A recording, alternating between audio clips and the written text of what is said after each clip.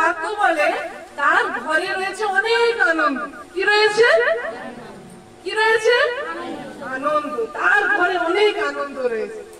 কিন্তু তার ঘরে আনন্দ রয়েছে বা শুধু আমরা আনন্দ করলাম, গান করলাম তার জন্য নয়।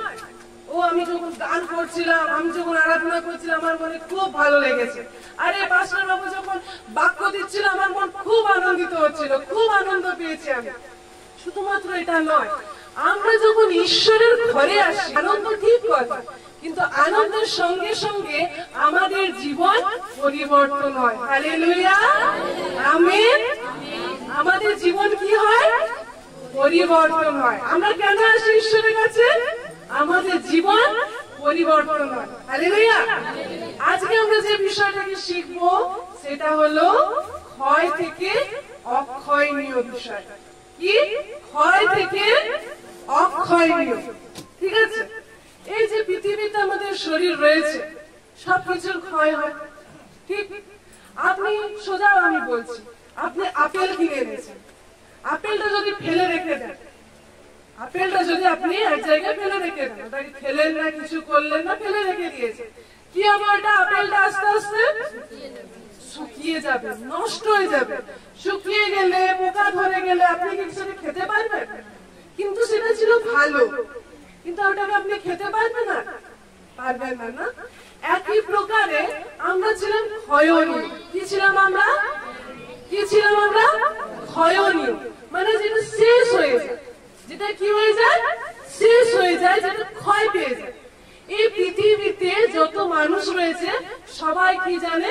যে আমার জন্ম হয়েছে আর তারপর আমি মরে যাব। ঠিক কথা? আপনারা প্রত্যেকে এই বিষয় জানেন। জানি আমরা যে আমাদের জন্ম হয়, তারপর আমরা কি হয়ে যাই? মারা যাই। এর পরের বিষয় আর কেউ জানে না।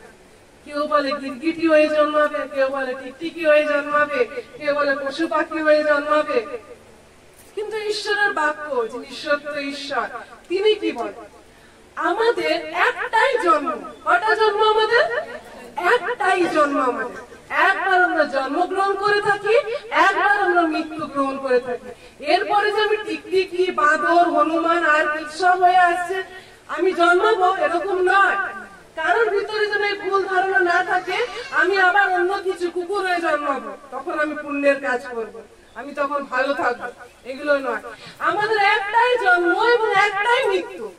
কিন্তু এর সাথে ঈশ্বর আমাদেরকে আরেকটা বিষয়কে যোগ করে দিয়েছেন। সেই বিষয়টা হলো আমরা সর্বক্ষণ সর্বসময় আমাদের মৃত্যুর পরে আমরা ঈশ্বরের কাছে থাকতে পারি। Hallelujah, hallelujah. একটা বিষয়কে আমি বলি যে যখন আপনাদের ঘরে বাচ্চা জন্মগ্রহণ করে, যখন একটা পুত্র সন্তান বা কন্যা সন্তান হয়, তো তখন যখনই হয় তখন কি আপনি জায়গা তার বুঝিয়ে দিতে থাকেন? তো বংশ দেবে মানে কি? এরপরে সে ভোগ করবে, আমার যা কিছু রয়েছে সে ভোগ করবে, আমার যা কিছু জায়গা সম্পত্তি রয়েছে সে ভোগ করবে। কিন্তু সে জন্ম হওয়ার পরে কি আমরা তাকে শিখিয়ে দিই, দেখো বাবু তোমার এখান থেকে এতদূর জায়গা রয়েছে, এই এক কাটা তোমার, এই তোমার, আমরা এমনি বলি? কিন্তু সে আস্তে আস্তে আস্তে আস্তে সবকিছু জানতে পারে, শিখতে পারে। যখন একটা ছোট বাচ্চা থাকে সে প্রথমে কি শিখে? হাঁটতে শিখে। কি শিখে? হাঁটতে শিখে, তাই তো? হাঁটা যখন সে শিখে আস্তে আস্তে কি শেখানো হয় তাকে? সাইকেল শেখানো হয়। যখন সে 8-9 বছরের বাচ্চা থাকে তখন যদি বাবার কোনো বাইক থাকে, গাড়ি থাকে, তাকে কি দিয়ে দেয় কেউ? কোনো বাবা দিয়ে দেয়? দেয়নি। কিন্তু সময় আছে, যখন সে একটা অ্যাডাল্ট হয়ে যাবে, বড় হয়ে যাবে, সে নিশ্চয়ই তার বাবার গাড়িকে ব্যবহার করবে, সে নিশ্চয়ই তার বাবার জিনিসকে ব্যবহার করবে, বাবার সবকিছু তার হবে। কিন্তু সে এখনই পায় না। এরকম ভাবে আমরা কি বলে থাকি? আমরা ঈশ্বরের পুত্র। কি বলে থাকি? ঈশ্বরের পুত্র। ঈশ্বরের যে পুত্র রয়েছে, ঈশ্বর আমাদেরকে অধিকার দিয়েছে। কি দিয়েছে ঈশ্বর আমাদেরকে? কি দিয়েছে? সকলে জোরে বলি, কি দিয়েছে ঈশ্বর আমাদেরকে? অধিকার দিয়েছে ঈশ্বর আমাদেরকে। যখন আমরা হচ্ছে ঈশ্বরের সন্তান, আমরা কি ঈশ্বরের ছেলে মেয়ে, ঠিক আছে? ঈশ্বরের যে ছেলে মেয়েরা রয়েছে তারা কি করে? এই জগতে রেখেছে। ঈশ্বর স্বর্গে কি করছে? ঈশ্বর স্বর্গে কি করছে? কর্তৃত্ব করছে। ঈশ্বরের তার প্রার্থনাতে তিনি শিখিয়েছেন যেমন স্বর্গে তার ইচ্ছা পালন হয় পৃথিবীতেও যেন হোক। তার মানে কি স্বর্গে সব ঈশ্বরের নিয়মে চলে। কার নিয়মে চলে? ঈশ্বরের নিয়মে। আর আমরা কি বলি? আমরা ঈশ্বরের পুত্র, মানে আমরা ঈশ্বরের ছেলে মেয়ে। ঈশ্বর এই জগতে আমাদেরকে রেখেছে যেন আমরা জগতের উপরে কর্তৃত্ব করতে পারি। Hallelujah, hallelujah. আমরা ঈশ্বরের আরাধনা করব, গৌরব করব, সুসমাচার প্রচার করব, সত্যি কথা। কিন্তু আমাদেরকে ঈশ্বর তৈরি করেছেন যেন আমরা কর্তৃত্ব করি। ঈশ্বর বলছে আচ্ছা আমি স্বর্গে কর্তৃত্ব করছি, আমার ছেলে মেয়েদেরকে আমি জগতে রেখেছি তারা যেন কর্তৃত্ব করে, অধিকার করে, তারা যেন সব কিছুকে কি করতে পারে? নিজের অধিকার এবং কর্তৃত্বের সঙ্গে রাখতে পারে। হালেলুয়া। এই জন্য যখন আমরা ঈশ্বরের বাক্যকে দেখি তো ঈশ্বর আমাদেরকে শিখায় যে আমরা কিভাবে তার কর্তৃত্বকে করতে পারি। আর ঈশ্বর তাদেরকে সেই কর্তৃত্ব দিয়ে থাকে। যদি আমরা বার করি আজকের যে ভার্সটা পড়া হচ্ছিল গীত সংহিতা তার 61 অধ্যায় 5 পদ। গীত সংহিতা তার 61 অধ্যায়। কেননা হে ঈশ্বর, তুমি আমার মানব সকল শুনিয়াছ, যাহারা তোমার নাম ভয় করে তাহাদের অধিকার তাহাদিগকে দিয়াছ। Amen, amen. ঈশ্বরের বাক্য বলছে তুমি আমার প্রার্থনা সকল শুনেছ, আর যাহারা তোমার নামে কি করে? ভয় করে। যারা কি করে? ভয় করে, তাহাদের অধিকার তাহাদেরকে দিয়েছে। আচ্ছা আমরা ঈশ্বরকে ভয় কি করে করব? কি করে আমরা ঈশ্বরকে ভয় করি? আরে বাবা আমি ওখানে যাব না, এরকম করে ভয় করব? আগুন দেখলে লোক ভয় পায়, দূরে থাকে, এরকম ভয় করব? এরকম ভয় করব? আমরা অনেক বাক্য শুনে থাকি না, ঈশ্বরকে ভয় করো, ঈশ্বরের ভয়ে চলো। কিভাবে আমি ভয়ে চলতে পারি? ঈশ্বরের ভয়ে চলবো মানে কি? দূরে থাকবো? ভয় তো আমরা তাদেরকে পারি যদি কোনো ভাবুন হনুমানকে ভয় করি। আমরা যদি হনুমানকে দেখে ভয় করি তা আমি কি করব? ওর কাছে ঘোরাঘুরি করব? কি করে? আমরা পালিয়ে যাই। তো আমরা ঈশ্বরকে কেমন ভয় করব? প্রশ্ন জাগে না আপনাদের? আরে বাক্য আমরা শুনি ঈশ্বরকে ভয় করি, কেমন ভয় করব আমরা ঈশ্বরকে? ঈশ্বরকে ভয় করা মানে ঈশ্বর থেকে দূরে সরে যাওয়া এমন না, কিন্তু ঈশ্বরকে ভয় করা যেরকম আমরা বাবা মাকে ভয় করি, করেন তো?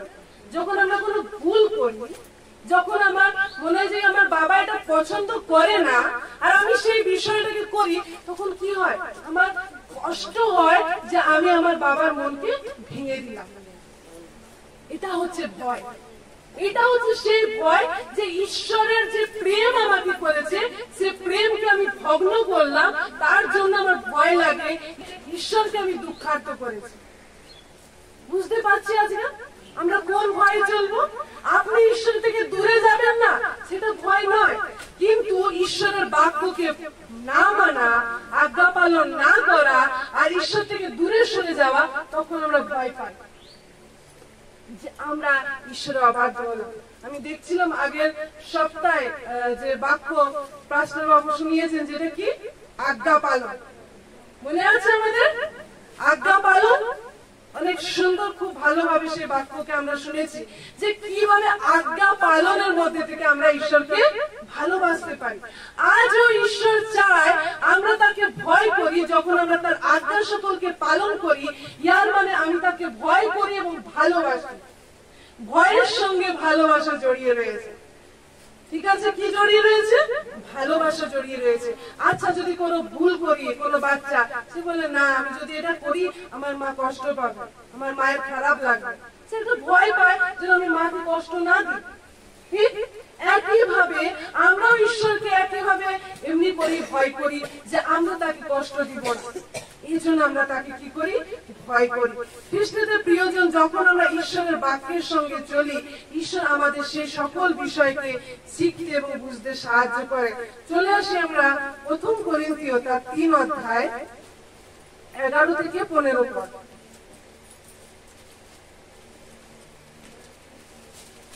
প্রথম করিন্থীয় তার 3 অধ্যায় 11 থেকে 15 পদ।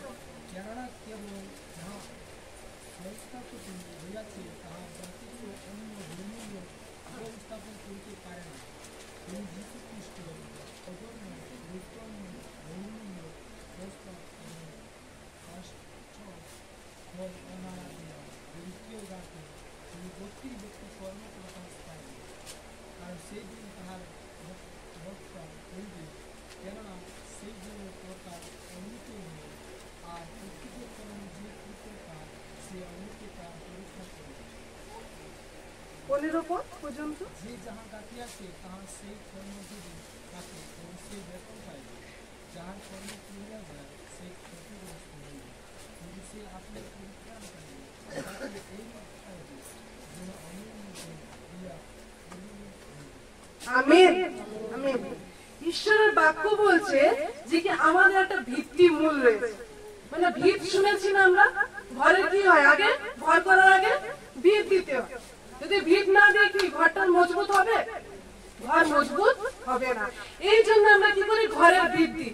আমাদের খ্রিস্টেতে ঈশ্বরকে আমরা যারা বিশ্বাস করি, আর আমরা এখানে যতজন এখানে এসেছি, আমাদের ভিত কি? প্রভু যীশু খ্রিস্ট। আমাদের ভিত কি? সকলে একসাথে বলি, আমাদের ভিত কি? প্রভু যীশু খ্রিস্ট। প্রভু যীশু খ্রিস্ট হলেন আমাদের ভিত। এবার এখানে লেখা রয়েছে এই ভিত্তিমূলের উপরে কি কি দিয়ে গাড়া যায়। দেখুন ভিত্তিমূলকে, এই ভিতটাকে কিভাবে সাজানো যায় একসাথে আমরা বলবো। বলুন স্বর্ণ, রৌপ্য, বহুমূল্য প্রস্তর, কাষ্ঠ, খড়, নাড়া। এখানে কয়েকটা বিষয়কে দেখতে পাচ্ছি, এই বিষয় দিয়ে সেই ভিত গুলোকে সাজানো হয়। প্রথম কি হচ্ছে? স্বর্ণ, রৌপ্য ও বহুমূল্য প্রস্তর, মানে মণি, তারপরে বলে না সুন্দর সুন্দর পাথর, দামি পাথর আমরা বলে থাকি না, সেই সব দিয়ে কি বলছে? ভিতটাকে সাজানো যায়। এটা একটা ভাগ। আরেকটা ভাগ হচ্ছে কাঠ, খড় আর নাড়া, যেগুলো চাষ করার পর নাড়াগুলো থাকে না, সেইগুলো। এরকম দুটো ভাগ করা হয়েছে। এবার বলছে আমরা ভিত্তিমূলকে কি দিয়ে সাজাবো? আমাদের ভিত্তিমূল খ্রিস্ট, আমরা যিশুকে বিশ্বাস করেছি। এবার আমাদের ভিত্তিমূলকে আমরা কি দিয়ে সাজাবো? যদি আমরা কাঠ, খড় আর নাড়া দিয়ে সাজাই, সেখানে বলছে শেষ দিনে কি হবে? আগুনের সঙ্গে কি হবে? আগুনের সাথে আমাদের পরীক্ষা হবে। পরীক্ষা হয় তো বাচ্চাদের, খাতা পেন নিয়ে লিখতে হয়। সেই দিন আমাদের যে পরীক্ষা করা হবে সেটা হচ্ছে আগুনের সাথে। কিসের সাথে? আগুনের সাথে। আমরা বাক্যকে শুনে থাকি, ঈশ্বর নিশ্চিত আপনাদের জীবনে সে কার্য করবেন, যে কার্যে আপনারা উত্তীর্ণ হবেন। আমেন। তো যে কাঠ, খড় আর নাড়া দিয়ে যদি আমি আমাদের ভিতটাকে যদি সাজাই, তাহলে যদি আগুন আসে কি হবে? আপনারা বলুন, যদি আমাদের কাঠ আর খড় দিয়ে যদি আমাদের ভিতটাকে আমি গড়েছি আর সেখানে আগুন জ্বালিয়ে দিয়েছি, কি হবে? কি হয়ে যাবে? পুড়ে যাবে তো। কাঠ পুড়ে যায়, খড় পুড়ে যাবে, পুড়ে যাবে, নষ্ট হয়ে যাবে, ক্ষয় পেয়ে যাবে। যদি আমরা সোনা আর যদি আমরা রূপো আর বহুমূল্য পাথর দিয়ে যদি আমি ভিতটাকে সাজাই, তাহলে যদি আগুনও এখানে আসে, এটা কি নষ্ট হবে? নষ্ট হবে না। সোনাকে যদি আরো আগুনে দিই, সে কিন্তু উত্তম সোনা হয়, ভালো সোনা বেরোয়, তাই তো? সেমনভাবে ভাবে যখন আমরা খ্রিস্টতে থাকি, আজ আমাদের এই কাঠ, খড়, নাড়া হচ্ছে আমাদের কাজ। কি আমাদের কাজ? আমরা কিভাবে ঈশ্বরকে ঘিরে রেখেছি? আমরা কাঠ, খড়, নাড়া দিয়ে ঈশ্বরকে ঘিরে রেখেছি। মানে আচ্ছা, আমরা বিশ্বাস করি আমাদের ভিত্তিমূল সেই খ্রিস্ট, কিন্তু আমরা ঈশ্বরকে ভালোবাসি না, ঈশ্বরের ঘরে যেতে পছন্দ হয় না, ঈশ্বরের বাক্য শুনতে পছন্দ হয় না, যা তা ইচ্ছা করলে আমার করতে ইচ্ছা করে, যেটা আমার মন চায় সেটাকে আমি করছি। তার মানে কি আমি কাঠ আর খড় আর নাড়া দিয়ে আমার ঘরটাকে বেঁধেছি। আর যখন কি হবে? আগুন জ্বলবে, সকল কিছু নষ্ট হয়ে যাবে।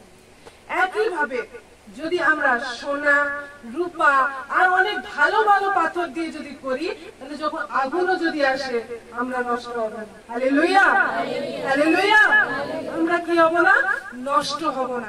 এই জন্য যে জীবনটা আমাদের রয়েছে সেটা নষ্ট হওয়ার জন্য নয়, সেই জীবনটা কি? অনন্তকাল থাকার জন্য।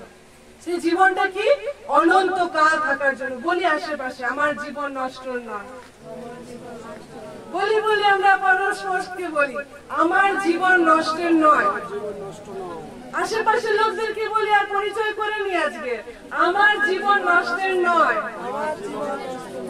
আমার জীবন নষ্টের নয়। আমরা অক্ষয় নিয়ে বীর্য হইতে উৎপন্ন হয়েছি। ঠিক আছে, আমরা আরেকটা অংশকে দেখে নি। প্রথম ভিতর তার 1 অধ্যায় 23 পদ। প্রথম পিতর তার 1 অধ্যায় 23 পদ।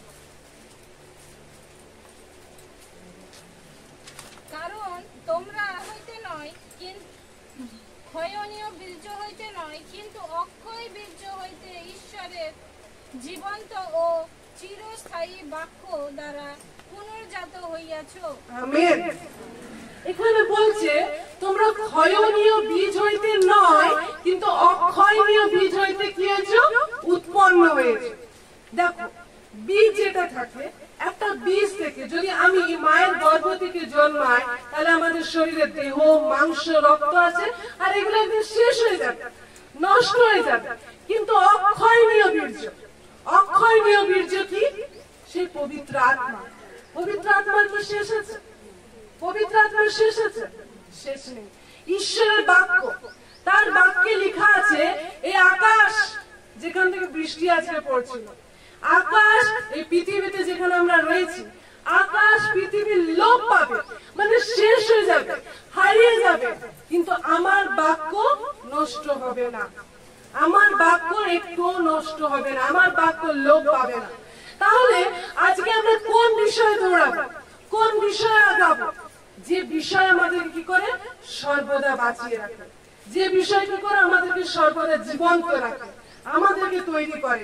এই জন্য আমাদের যে বিচার হবে সেটা হচ্ছে আগুনের সঙ্গে। আমাদের বিচার কিসের সঙ্গে? আগুনের সঙ্গে। সে আগুন দেখিয়ে দিবে যে আমরা কি করেছি। যদি আমরা সোনা, রূপা আর বহুমূল্য পাথর দিয়ে যদি নিজেদেরকে সাজাই, নিজেদের ভিতকে যদি আমরা তৈরি করি, তাহলে কিন্তু আমরা নষ্ট হব না। কিন্তু যদি কাঠ, খড় দিয়ে যদি আমরা সাজাই, তাহলে কি হয়ে যাবে? পুড়ে যাবে, কিছুই থাকবে না। আজকে আমাদেরকে ঈশ্বর দেখাতে চায় যেন আমরা সে অক্ষয়নীয়, যা কখনো শেষ নয়, সেই দিকে যেন আমরা যাই।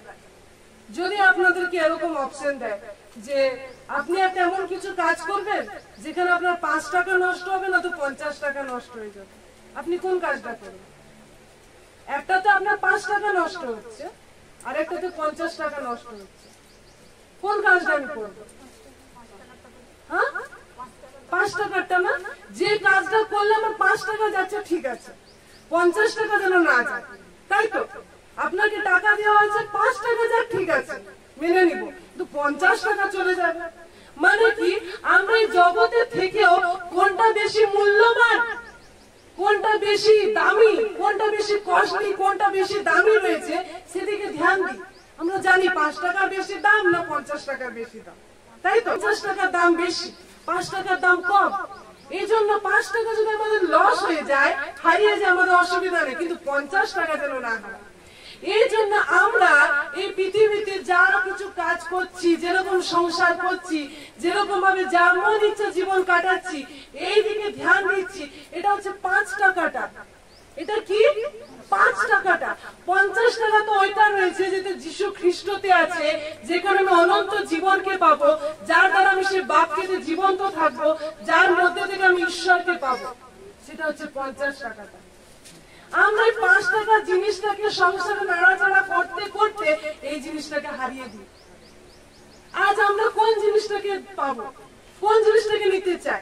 5 টাকাটাকে নিয়ে চলতে চাই না 50 টাকাটাকে নিয়ে? 50 টাকাটাকে নিয়ে চলতে চাই। যদি আমরা 50 টাকাটা নিয়ে চলতে চাই, তাহলে সেটা হচ্ছে মূল্যবান, সেটা হচ্ছে দামি। আমরা অনেক সময় এই জগতের ভিতরে কার্য করতে করতে সুস্থতা, আমার ঘর সংসার, আমার চাকরি বাকরি, আমার নেশা, এই সবের ভিতর থেকে যেতে যেতে আমি সেই ঈশ্বরকে ভুলে যাই। সেই 50 টাকাটাকে হারিয়ে দিচ্ছি, দিয়ে 5 টাকাটা নিয়ে বসে আছি। আরে যদি আপনি 50 টাকা পাবেন, ওইতে 5 টাকাও আছে, কিন্তু আমি 5 টাকাটাকে নিয়ে বসে থাকি আর 50 টাকাটাকে হারিয়ে দিই। ঈশ্বর আমাদের জীবনেও এরকম মূল্যবান বিষয়গুলোকে আমাদের কাছে রেখেছে। তা হচ্ছে তার বাক্য, তা হচ্ছে সে পবিত্র আত্মার সহায়ক, যা কখনো নষ্ট হওয়ার নয়, কিন্তু আমাদেরকে ঈশ্বরের বাক্য দ্বারা মজবুত থাকতে হয়। সেই যিশুর রক্ত, যা নিষ্কলঙ্ক, নির্দোষ, যা কোনো অপরাধ ছিল না, সেই রক্ত আমার আপনার প্রত্যেকের জন্য বহানো হয়েছে।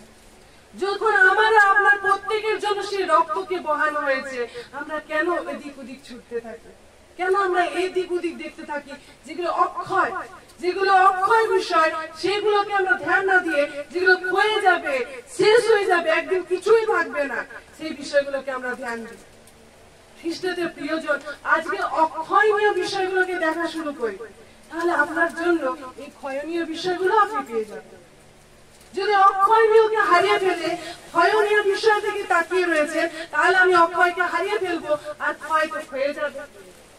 যে ক্ষয়ে যাবার সে তো ক্ষয়ে যাবে। আর যদি আমি ক্ষয়নীয় বিষয়গুলোকে নিয়ে ধ্যান দিই, যেটা অক্ষয়নীয়, সেটা আমাদের জীবন থেকে হারিয়ে যাবে। Hallelujah, hallelujah. ঈশ্বর আমাদেরকে আজকে দিনে দেখতে চায় আমরা যেন অক্ষয়নীয় বিষয়কে ধ্যান দিই। সেটা হচ্ছে ঈশ্বরের বাক্য, সেটা হচ্ছে ঈশ্বরের বাক্য। সব থেকে মূল্যবান বিষয় সেটা হচ্ছে ঈশ্বরের বাক্যের জন্য আমরা জীবিত হয়েছি। এখানে ঈশ্বরের বাক্য বলছে আমরা ক্ষয়নীয় বীর্য হইতে নয়, কিন্তু অক্ষয়নীয় বীর্য হইতে কি হয়েছি? ঈশ্বরের জীবন্ত চিরস্থায়ী বাক্য দ্বারা পুনর্জাত হইয়াছে। কি হয়েছে? পুনর্জাত হইয়াছে। মানে কি? আমরা ঈশ্বরের জীবন্ত বাক্য, যা কখনো শেষ হওয়ার নয়, সেই বাক্যর সঙ্গে চলছি। খ্রিস্টদের প্রিয়জন, ঈশ্বর তার রোমিও 8 অধ্যায় 27 থেকে যদি 37 পদকে পাঠ করে, সেখানে পরিষ্কার বলছে ঈশ্বর আপনাদেরকে ভালো করে জানে। কে জানে আপনাকে? ঈশ্বর আপনাকে ভালো করে জানে। ঈশ্বর জানে যে আপনি কতদূর পড়াশোনা করেছেন, আপনার কি কি মনে থাকে, আপনার কত দুর্বল এবং কত সবল, ঈশ্বর জানে আপনাকে। কিন্তু ঈশ্বর চায় যে আপনি তাকে জানুন। ঈশ্বর চায় যে আপনি তাকে দেখুন, সে কত সবল, আপনি তাকে দেখুন না তিনি কত জ্ঞানী। ঈশ্বর চায় আপনি দেখুন যে ঈশ্বর আপনার জন্য কি কি করতে পারে। আপনি নিজেকে দেখছেন যে আমি কিছু করতে পারি না, কিন্তু ঈশ্বরকে দেখুন যিনি সবকিছু করতে পারছে। যখন আমি ঈশ্বরকে দেখি যে তিনি সবকিছু করতে পারছে, আর আমি যখন তাকে অনুসন্ধান করি, আমার এই বিষয়গুলো পিছনে থেকে যায়, আর আমি ঈশ্বরের বিশ্বাসের সাথে জুড়ে যাই। Hallelujah, hallelujah. আজ থেকে আমরা দেখি যে কোনগুলোর সঙ্গে আমি জুড়তে চাই আর কোনগুলোকে পিছনে ছেড়ে দিতে চাই। যখন আমাদের বিষয়গুলোকে আমরা পিছনে ছেড়ে দেব, তখন ঈশ্বরের সঙ্গে আমি যুক্ত হয়ে যাব। আমি আমার এই জীবন দ্বারা বুঝেছি, যখন আমাদের বিষয়ে আমি আত্মিক বিষয়ের সঙ্গে যোগ থাকি, আত্মিক বিষয়ের সঙ্গে যখন চিন্তা করতে থাকি, আমার ঘর, আমাদের অর্থ, আমাদের টাকা পয়সা, আমাদের গাড়ি, আমাদের যা কিছু প্রয়োজন, ঈশ্বর সব জুগিয়ে দেয়। ঈশ্বর সব জুগিয়ে দেয়, কারণ এই বাক্যের মধ্যে সে পাওয়ার রয়েছে, সে বাক্যের মধ্যে সে শক্তি রয়েছে। আপনাদের একটা কাহিনী বলি, এটা হচ্ছে সত্য কাহিনী, আমি একটা আন্টির থেকে শুনছিলাম। তিনি বলছেন একটা গ্রামে ঈশ্বরের কিছু সুসমাচার প্রচারক লোকরা যেত, ঈশ্বরের কোন দাস ভক্তরা যেত, আর গিয়ে সেখানে সুসমাচার শোনাচ্ছিল। আর সেই গ্রামের লোকেরা অত বিশ্বাস করতো না, কিন্তু ওখানে একটা ছেলে ছিল, তারা বিশ্বাস করতো। আর গ্রামটা কি ছিলেন জানেন? গ্রামে লোকদের মানে কাজ হচ্ছে জাদু টোনা করা। গ্রামের যে লোক, যে গ্রামটা তারা বসতি করতো, 90% লোকদের রোজগার ছিল জাদু টোনা করা। জাদু টোনা করতো, তারা ওই তান্ত্রিক করতো, তার জন্য তাদের সংসার চলতো। এরকম একটা গ্রাম ছিল। সেই গ্রামে কিছু ঈশ্বরের লোকরা সুসমাচার প্রচার করতে যাচ্ছিল। আর সেই যেখানে তারা যেত, তার পাশের একটা বাড়িতে একটা শুধু কম বয়সী ছেলে ছিল। একটা কম বয়সের ছেলে ছিল, সে শুধু ঈশ্বরের বাক্যকে মন দিয়ে শুনতো, বাদ বাকি লোকরা তো ধ্যান দিত না। ঠিক আছে, তো জাদু টোনা করতো, তাদের বংশ পরম্পরা ধরে জাদু টোনার ব্যবসা চলতো। তারা নিজেদের ছেলে পুলেদেরকে বেশি পড়াতো না, কিন্তু কি বিষয় শিক্ষা দিত? এই জাদু টোনা করার বিষয়ে শিক্ষা দিত। কারণ তারা জানে আমাদের রোজগারতে জাদু টোনা পড়িয়ে কি হবে। এই জন্য ছোট থেকে অবস্থায় তাদেরকে জাদু টোনা শেখাতো, পড়াশোনা নয়। এই জন্য সে ছেলে কখনো স্কুলে যায়নি, তারা জাদু টোনা করতো। তো ঈশ্বরের লোকরা যখন সেই গ্রামে এসে সুসমাচার প্রচার করতো, লোকে বলতো, কিন্তু একদিন খুব বাড়াবাড়ি হয়ে যায়। সেই লোকরা বুঝতে পারে এরা এসে নিয়ে কোন যিশুর গল্প বলছে আমরা শুনতে চাই না। তাদেরকে খুব ধমকালো, খুব বকলো, আর বললো যে কি তোমরা যদি এবার থেকে এই গ্রামে আসো, আমরা কিন্তু তোমাদেরকে মারা পিটা শুরু করবো, তোমরা কিন্তু আসবে না। তাদেরকে এরকম বললো। তো তারা চলে গেল। কিন্তু সেই ছেলে, তারা একদিন আবার ঘুরে এসছে। তখন সেই ছেলেটা তাদেরকে ডেকেছে, যে শুনতো মন দিয়ে, সেই বাচ্চাটা যে একটা কম বয়সী ছেলে, সে কম বয়সী ছেলেটা ওদের কথা মন দিয়ে শুনতো, যে এরা কি বলছে, কি ঈশ্বরের কথা বলছে। আমরা তো জাদু টোনা করি, কিন্তু আমরা তো সেরকম বুঝতে পারি না এরা কি বলছে।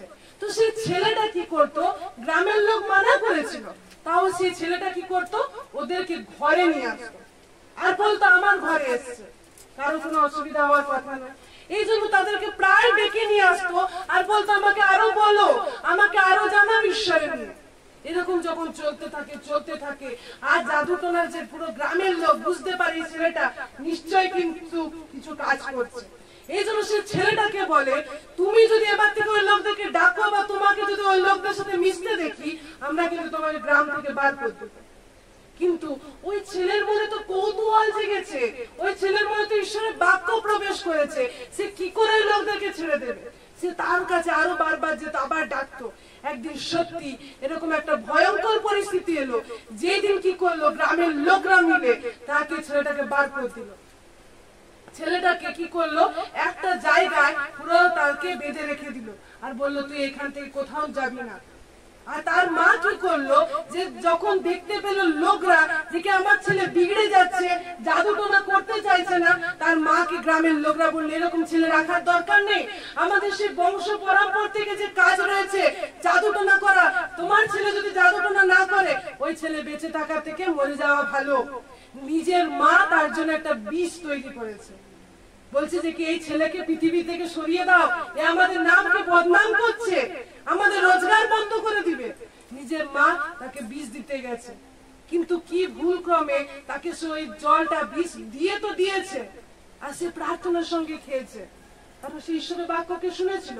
আর সে যখন তা গ্রহণ করেছে তার শরীরে কিছু হয়নি, সে গ্রহণ করে ওরকম শুয়ে পড়েছে সেই বিষ খেয়ে, আর শুয়ে আছে আর শুয়ে থাকতে থাকতে সে একটা দর্শন দেখছে। সেই ছেলে একটা দর্শন দেখছে যে কি যাও তুমি ওই স্টেশনের ওখানে যাও, ওখানে কিছু ঈশ্বরের লোকরা রয়েছে আর তুমি গিয়ে তাদের সঙ্গে মিশো, তুমি তাদের সঙ্গে গিয়ে থাকো, কারণ এই ছেলে যদি না মরে তাকে মেরে ফেলে দিবে, বিষ খেয়েও যদি না মরে তাকে মেরে দেবে। এই জন্য কি করলো, সে যখন দর্শন দেখলো, সে রাত্রে বেলায় কি হয়েছে সেখান থেকে চলে গেল, আর চলে গিয়ে কি করেছে, সেই স্টেশনের ওখানে গিয়ে সেই লোকদের সঙ্গে দেখা করেছে। যখন রাত পার হয়ে গেল, মা এসেছে ঘরে, দেখছে যে কি ছেলে তো হয়তো নিশ্চয় বিষ খেয়ে মারা গেছে হয়তো আমার ছেলে, কিন্তু যখন গিয়ে খুলেছে মা দেখছে আমার ঘরে ছেলে নেই। এই নিয়ে বহুত খোঁজাখুঁজি হলো, পুরো গ্রামের লোক খোঁজাখুঁজি করলো, আরে আমি তো বিষ দিয়ে গেছিলাম, সে নিশ্চয় কে মরে যাবে, তার বডি থাকবে, কোথায় গেল আমার ছেলে। তারা প্রচুর খুঁজছে কিন্তু তাকে পায়নি। সে কি করেছিল, ঈশ্বর তাকে একটা স্টেশনের দর্শন দেখিয়েছিল, আর সে স্টেশনের পাশে কিছু ঈশ্বরের লোকরা থাকতো, সে তাদের কাছে গিয়েছিল। সে রাত্রে বেলা, সে ভোরবেলা সেখানে গেল আর গিয়ে বলল যে কি আমি এরকম ঈশ্বরের দর্শন দেখেছি, আমি একজনদের কাছ থেকে ঈশ্বরের নামকে শুনেছি, আর ঈশ্বর আমাকে দর্শন দিয়েছে, আর ঈশ্বর আমাকে বলেছে তাদের সঙ্গে গিয়ে থাকো, আমি আপনাদের সঙ্গে থাকতে চাই। তারা তো ভয় পেয়ে গেছে, আরে এ আবার কি কথা, একজন অচেনা লোক এসে বলছে আমি তোমাদের সঙ্গে থাকতে চাই, বিষ খেয়ে এসছে, এসব বলছে। তারা ভয় পেয়ে গেছে, কিন্তু তার সত্ত্বেও বলছে আমি তোমাদের সঙ্গেই থাকবো, কারণ ঈশ্বর আমাকে দেখিয়েছে আমি তোমাদের সঙ্গেই থাকবো। তখন ওই লোকরা কি করলো, তাকে থাকার জায়গা দিল, তারা নিজেরা একটা কোয়ার্টারে থাকতো, তাকে থাকার যখন জায়গা দিল তখন সেই লোকরা তাকে একটা বই দিল, সেটা হচ্ছে নতুন নিয়ম। সেই নতুন নিয়ম বইটা তাকে দিল, বলছে তোমার যে ঈশ্বরের বিষয়ে জানার এত কৌতূহল, তুমি এটা পড়তে পারো। আর সে বলছে আমি তো পড়াশোনা জানি না, আমি পড়তেই জানি না, অক্ষর চিনি না, আমি লিখি পর্যন্ত নি কোনোদিন, আমি কি করে পড়বো। তো সে সেই বইটা নিয়েছে, প্রত্যেক দিন সে খুলতো আর পবিত্র আত্মাকে বলতো, পবিত্র আত্মা তুমি আমাকে তুলে এনেছো, তুমি আমাকে শিখাও, তুমি আমাকে নিয়ে এসছো, তুমি আমাকে শিখাও।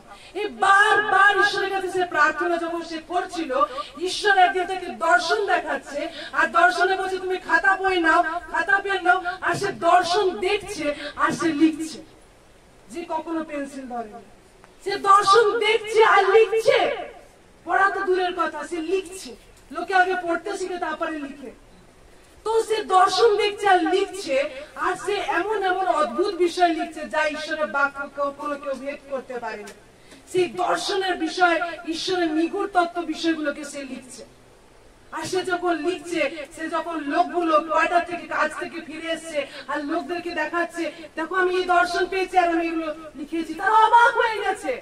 আরে একটু পড়তে পর্যন্ত পারে না, লিখলো কিভাবে? বলছে আমাকে ঈশ্বর লিখাচ্ছে, ঈশ্বর আমাকে দর্শন দেখাচ্ছে আর লিখাচ্ছে। আর সে এরকম করতে থাকে, আস্তে আস্তে আস্তে আস্তে করে ঈশ্বর তাকে পড়তে শিখায়।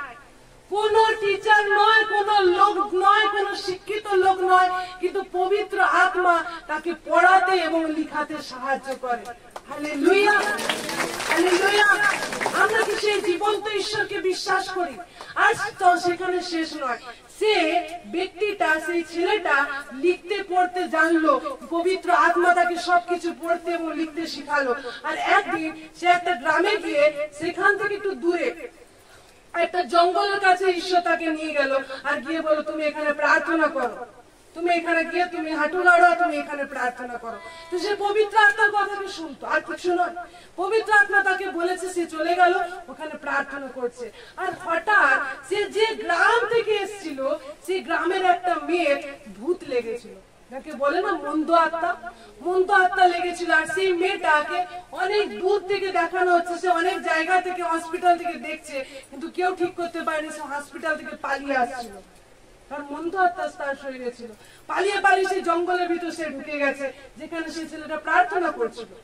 আর সে যখন ঢুকে গেছে, সে গিয়ে নিয়ে বলছে একে ছেড়ে দাও, আমি এর জন্য প্রার্থনা করবো। আর সেই ছেলেটা যখন এর জন্য প্রার্থনা করলো, দেখলো তার ভিতর থেকে মন্দ আত্মা পালিয়ে গেল, আর সেই মেয়েটা পুরো সুস্থ হয়ে গেল। সে কে ছিল? সেই গ্রামের মেয়ে ছিল, সেই গ্রামের পরিবার ছিল। আর সেই লোকটা, সেই ব্যক্তিটা ওখানে থাকা শুরু করলো। আর লোক যখন জানলো যে কি এরকম ভাবে সুস্থ করতে পারে, লোক, অনেক লোক তার কাছে ফিরে ফিরে ফিরে ফিরে আসছে আর সুস্থ হওয়ার জন্য।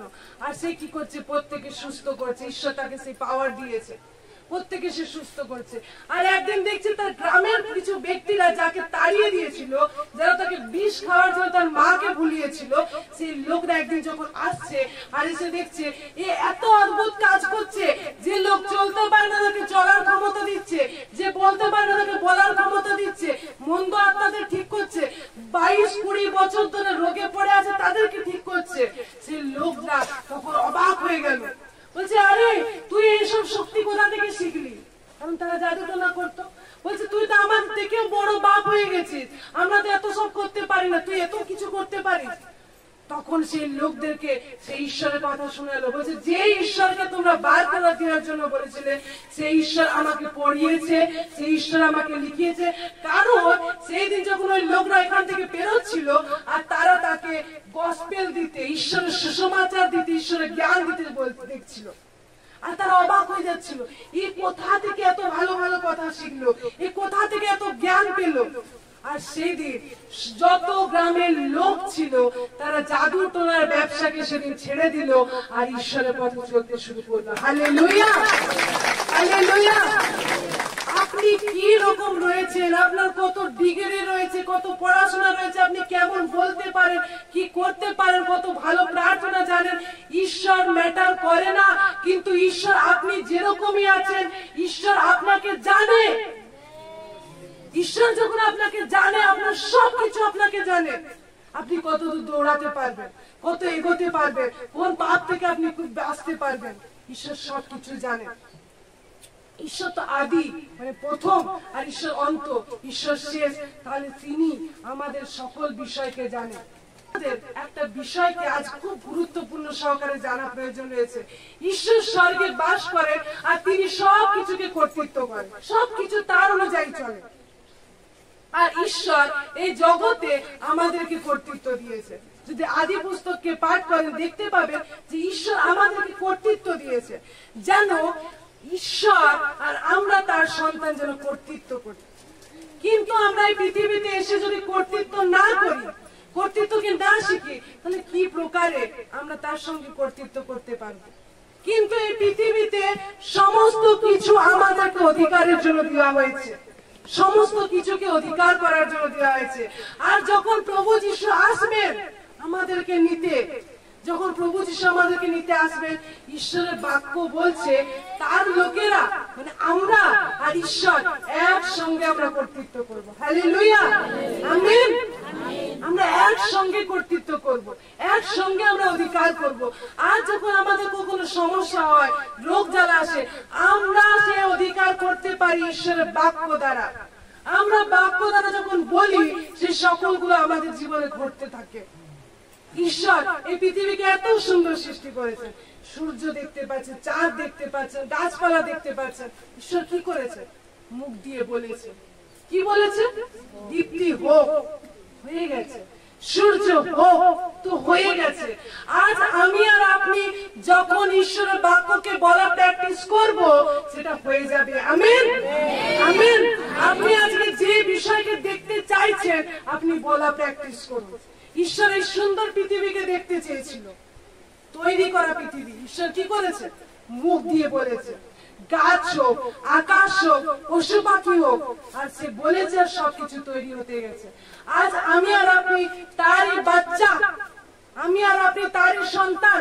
যখন আমি আর আপনি বলবো যে আমার ভিতরে রোগ থাকবে না, এটা আমার নয়, আমি সে কর্তৃত্ব এবং অধিকারের সঙ্গে বাক্য ফলিয়ে যখন বলবো, তা আমাদের জীবনে হবে, তা আমাদের জীবনে ঘটবে। আপনি দুর্বল রয়েছেন, ঈশ্বরকে বলুন, প্রভু আমি তোমার আত্মাতে শক্তিশালী, আপনার জীবনে ঘটবে। এই জন্য একটা গান রয়েছে, সেখানে বলছে দুর্বল বলুক আমি সবল, হীন বলুক আমি শক্তিশালী, গরিব বলুক আমি ধনী। মানে কি? যেগুলো আমাদের জীবনে ঘটে আমরা সেগুলোকে বলি না। মন দিয়ে শুনি আজকে, যেগুলো আমাদের জীবনে ঘটে, আমার স্বামী মদ খায় আমাকে মারে, আমরা এটাকে বলি না, কিন্তু আমরা বলি আমার স্বামী ঈশ্বরের পথে আসছে, এটা আমরা বলি। Hallelujah, hallelujah. আজ আমরা যখন প্র্যাকটিস করব এই বিষয়কে, যেটা আমি দেখি, যেটা আমার চোখ দেখে, সেটাকে আমরা বলি না, কিন্তু যেটা আমার পিতা দেখে, যেটা আমার প্রভু দেখে, যেভাবে তিনি আমাকে দেখেন, আমি সেই বিষয়টাকে বলি। আর যখন আমরা সেই বিষয়টাকে বলি, আমরা দেখতে পাই। আজকের আপনি আপনার স্বামী বা আপনার সন্তান অসুস্থ আছে, আপনি বারবার সেটা বলেন, আর সেটাকে দেখতে থাকেন, আর আপনি প্রার্থনা করেন আমাকে ঠিক করে দাও, কিন্তু আপনি মুখ দিয়ে কি বলছেন? আপনি বলছেন আমার সন্তানের এই অসুস্থ রয়েছে, আমার এই অসুবিধা রয়েছে, এই অবস্থা রয়েছে, কিন্তু আপনি যেটা দেখতে চান সেটা বলুন। প্রার্থনা যখন আসছে, আপনি বলুন আমি জানি আমি সুস্থ হয়ে গেছি আর আমি ঠিক হয়ে গেছি। একটা ঘটনাকে আমি শুনছিলাম, একটা ক্যান্সার পেশেন্ট আসছে প্রার্থনা রিকোয়েস্ট করতে। সেখানে পাস্টর বলেছে যাদের যাদের প্রার্থনা প্রয়োজন তোমরা লাইন করে করে আসো। আর সেই ক্যান্সার পেশেন্ট প্রার্থনা করছে, পাস্টররা চলে যাচ্ছে, আর দেখছে একজন ক্যান্সার পেশেন্ট সেরকম বলতে বলতে আসছে, আমার ক্যান্সার হয়নি আমি ঠিক হয়ে গেছি, আমার ক্যান্সার হয়নি আমি ঠিক হয়ে গেছি। সে বলতে বলতে বলতে বলতে আসছে, সেটা বলছে আমার ক্যান্সার হয়েছে প্রার্থনা করো, সে বলছে আমার ক্যান্সার হয়নি আমি ঠিক হয়ে গেছি, ক্যান্সার হয়নি আমি ঠিক হয়ে গেছি। আর সে যখন বিশ্বাস বলতে বলতে আসছে, যখন সে পাস্টরের কাছে এলো, আর পাস্টর বলল তোমার বিশ্বাস তোমাকে সুস্থ করেছে, সে ক্যান্সার থেকে সুস্থ হয়ে গেছে। Hallelujah, hallelujah. আজকে যে বিষয়টাকে আমরা দেখছি, আমার শাশুড়ি অসুস্থ আছে, আমি হসপিটালে ভর্তি রয়েছে, আমার লোক হসপিটালে রয়েছে, এই বিষয়টাকে আমরা বলি না, কিন্তু আমরা বলি যেটা আমরা দেখতে চাই। আমার সন্তান, আমার পরিবার হসপিটাল থেকে বেরিয়ে এসেছে, এই বিষয়টাকে যখন আমি বলা প্র্যাকটিস করব, আমিও সেই বিষয়গুলোকে দেখতে পাবো। হালেলুয়া। এই জগতের নরমাল মানুষ যেটাকে দেখে সেটা বিশ্বাস করে, কিন্তু আমরা হচ্ছি অক্ষয়নীয়, যেটা আমরা দেখতে পাই না সেই বিষয়টাকে আমরা বলি, আর সেই বিষয়টাকে যখন আমরা বলি তা আমরা দেখতে পাই। Hallelujah, hallelujah. আমি বিশ্বাস করি ঈশ্বর আপনাদের জীবনে সে সকল বিষয়কে হতে সাহায্য করুক, কারণ ঈশ্বরের বাক্যে লেখা আছে যেরকম স্বর্গে তেরকম পৃথিবীতে হোক। হালেলুয়া। আপনি বিশ্বাস করেন? আপনি বিশ্বাস করেন যেরকম স্বর্গে আমার বাবা করে আমি এখানে করব? যেরকম পিতার ইচ্ছা স্বর্গে আছে, সেমনি এখানে তার ইচ্ছা হোক। যখন এই বিষয়টাকে আপনি রাখবেন যে যেরকম আমার বাবা চায় যে স্বর্গে আমার সাথে হোক, আমি সেই বিষয়টাকে দেখব আর সেই বিষয়টাকে করব, তখন আপনার জীবনে পৃথিবীতে স্বর্গের কাজ হতে শুরু করবে। হালেলুয়া। আপনাকে স্বর্গের বিষয়ের জন্য আপনার ঈশ্বরের কাছে যাওয়ার প্রয়োজন নেই। স্বর্গে যাব তখন হয়তো আমার জীবন রিল্যাক্সে থাকবে, আমি সুস্থ থাকবো, নাচ করবো, এরকম নয়। কিন্তু আপনি যেটা স্বর্গে থেকে করতে চাইছেন সেটা এখন পৃথিবীতে শুরু করুন, কারণ ঈশ্বর আপনাকে এখনই দেখাতে প্রস্তুত রয়েছে। আমিন, আমিন। এই জন্য যখন আমরা যে বিষয়টাকে দেখি আমরা যেন সেটা না বলি, প্রত্যেক দিন আমরা সেই বিষয়টাকে ঘোষণা করি যেটা আমরা দেখতে চাই। 99% লোক যে বিষয়টাকে চায় সেটাকে বলে না। 99% লোক যে বিষয়টাকে চায় সেটাকে বলে না, কিন্তু যেটা চায় না সেটাকে বলে। ও আমার পেট ব্যথা হয়েছে, মনে হচ্ছে মরে যাব। আপনি কি মরে যেতে চাইছেন? যে ব্যক্তি বলে যে কি আমার খুব পেট ব্যথা করছে, এক্ষুনি মনে হচ্ছে আমি মরে যাবো, আর থাকতে পারছি না, আপনি কি এটাকে চাইছেন যে আপনি মরে যান? কিন্তু এটাকে বলছেন, কনফেস করছেন যে আমি মরে যাব, এটাই হবে, আপনি মরে যাবেন। কিন্তু আপনি জানেন যে কি পেট ব্যথা আমার হচ্ছে, কিন্তু আমি ঈশ্বরের রক্তের সূচি এবং ধৌত, তা আপনার জীবনে সে পেট ব্যথা ধৌত হয়ে যাবে। Hallelujah, hallelujah. আজকে আমরা ঈশ্বরের বাক্য থেকে শিখি যেন আমরা আমাদের জীবনকে বদলাতে পারি। আপনি নরমাল মানুষের মতো নয় যে জন্মগ্রহণ করলাম আমি শেষ হয়ে যাব, কিন্তু আপনার জন্য একটা অনন্ত জীবন রয়েছে। সেই বাক্য আপনাকে ব্যবহার করবে আর ঈশ্বর আপনার জন্য সে কার্য হতে সাহায্য করবে। আমিন, আমিন।